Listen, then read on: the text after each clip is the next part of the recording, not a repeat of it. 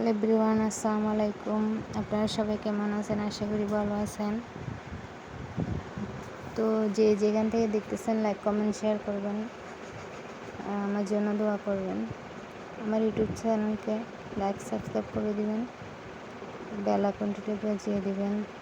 আজকে আমি দুপুরের জন্য কী কী রান্না করব তা সব কিছু আপনাদের সাথে শেয়ার করব। তো প্রথমে আলু বসিয়ে দিয়েছি, আলুগুলো সিদ্ধ করে নেব ভালো করে। তো এখন বসিয়ে দিব, আলুগুলো সিদ্ধ হয়ে গেছে, ভাত বসিয়ে দিলাম।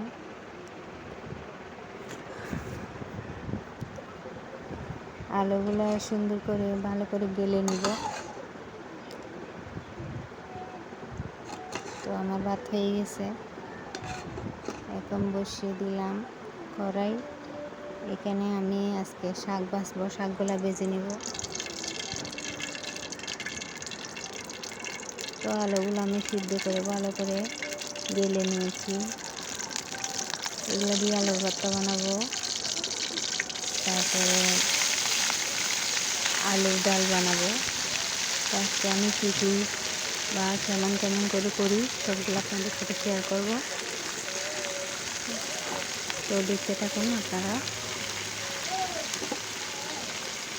তো শাকগুলো ভেজে নিচ্ছি।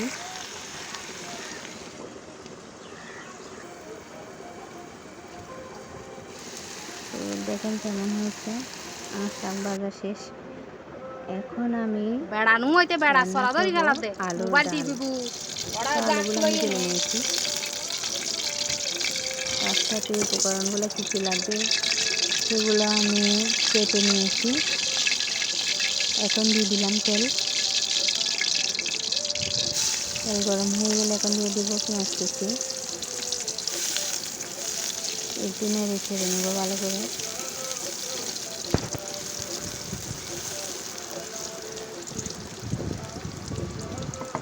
নেড়ে ছেড়ে নেওয়া হয়ে গেলে এখন দিয়ে দেবো টমেটো, কাঁচা মরিচ দিয়ে দিব।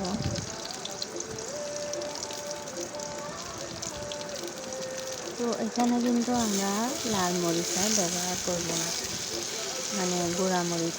এখন দিয়ে দিব আমি এখানে সব কিছু পরিমাণ মতো করে করে হলুদ আর মশলা দিয়ে দিলে হয়ে যাবে। গোটা মশলাও দিতে পারেন আপনারা, তাহলে অন্যভাবেও রান্না করা যায়। তো আজকে আমি এভাবেই রান্না করতেছি। তো আমার কষানো হয়ে গেছে প্রায়। এখন দিয়ে দিব পরিমাণ মতন যেগুলা আলু নিয়েছি, আলুগুলো দিয়ে দিব।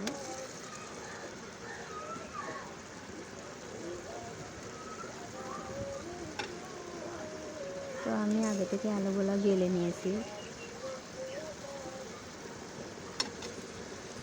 তো এখন সেগুলো নেড়ে ছেড়ে ভালো করে পরিমাণ মতন পানি দিয়ে দিব।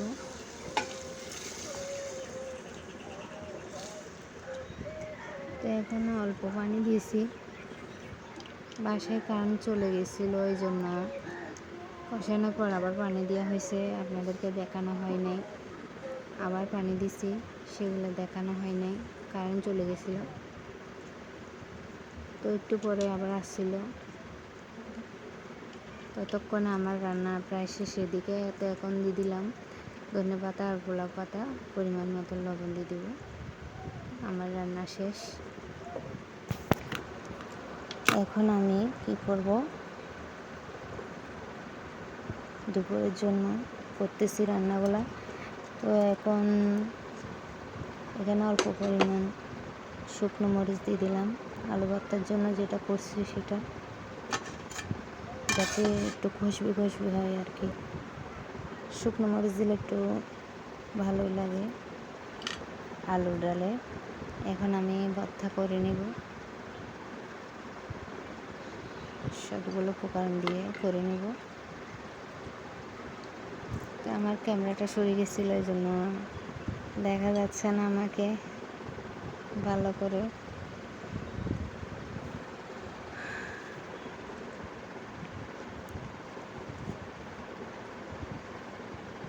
তো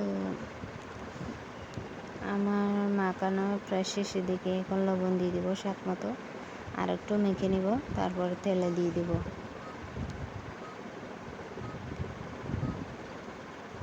তো যে যার মতন জাল দিতে পারেন। আমি বাচ্চাদের জন্য অল্প পরিমাণ জাল দিছি, কারণ বাচ্চারা তেমন ঝাল খায় না, এই জন্য।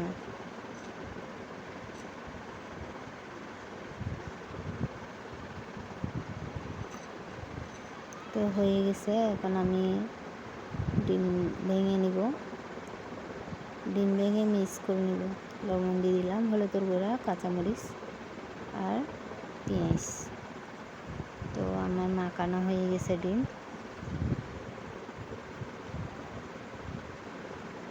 এখন চলে যাব চুলার দিকে।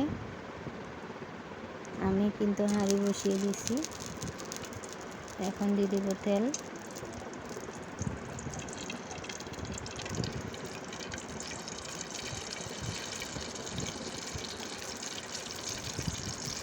তো তেলটা গরম হয়ে গেছে। এখন আমি আগে ডিমটা ভেজে নেব। এটাতে আবার আর একটু তেল দিয়ে ভর্তাগুলো করে নেব।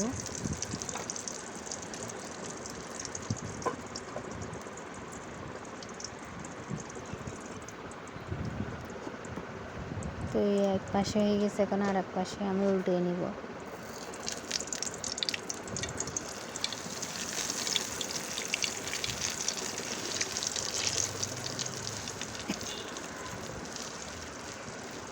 তো আমার উল্টানো হয়ে গেছে। এখন ঢাকনা দিয়ে ঢেকে দিব। তো আমার ডিমটা প্রায় হয়ে গেছে। এখন আমি ডিমটা উঠিয়ে নিয়ে আর একটু ওখানে তেল দেওয়ানো আছে, আর একটু দিয়ে তো আলু ভর্তাগুলো যেগুলো মেখে রাখছি ওগুলো এখন তেলে দিয়ে দিব।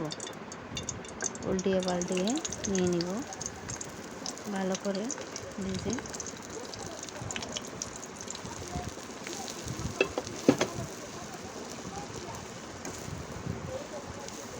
তো আমার রান্না প্রায় শেষের দিকে।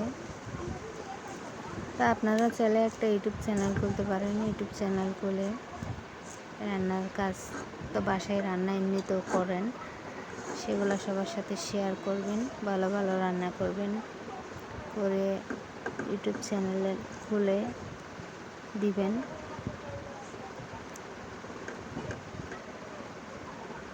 তো আমার ইউটিউব চ্যানেলকে সবাই শেয়ার করে দিবেন, লাইক কমেন্ট শেয়ার করবেন।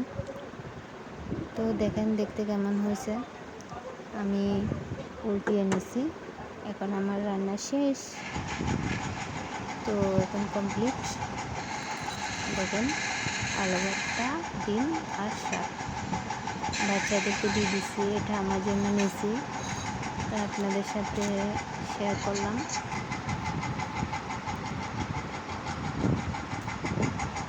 তো ভিডিওটা ভালো লাগলে বন্ধুরা একটা লাইক কমেন্ট শেয়ার করবেন আশা করি। তো দোয়া করবেন। আল্লাহ হাফেজ।